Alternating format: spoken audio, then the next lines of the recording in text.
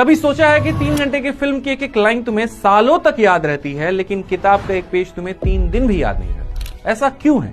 इसका कारण एक साइंटिफिक धोखा है जिसे हम कहते हैं इल्यूजन ऑफ कॉम्पिटेंस। जब तुम किताब खोल करके बार बार री रीडिंग करते हो तो तुम्हारे ब्रेन को यह लगता है कि अरे ये तो मुझे आता है, लेकिन असल में वो इंफॉर्मेशन सिर्फ तुम्हारे शॉर्ट टर्म मेमोरी में घूम रही होती है। ब्रेन ने उसे याद करने के लिए कोई मेहनत ही नहीं की है, तो वो याद कैसे रहेगा?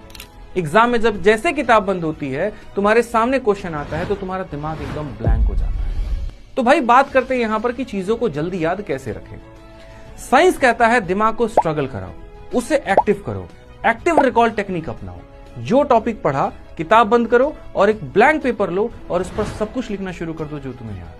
बिना देखे, चाहे टूटे फूटे शब्दों में ही क्यों ना लिखो, डायग्राम बना करके क्यों ना लिखो, लेकिन बिना देखे जो हो सकता है उसको ज्यादा से ज्यादा रिकॉल करने की कोशिश करो। जब तुम्हारा दिमाग उस इंफॉर्मेशन को रिकॉल करने के लिए जोर लगाता है, तभी तुम्हारी असल वाली मेमोरी बाहर निकल करके आती है और जो चीज याद करने में तुम्हें मुश्किल होती है वो धीरे धीरे धीरे धीरे परमानेंट होती चली जाती है।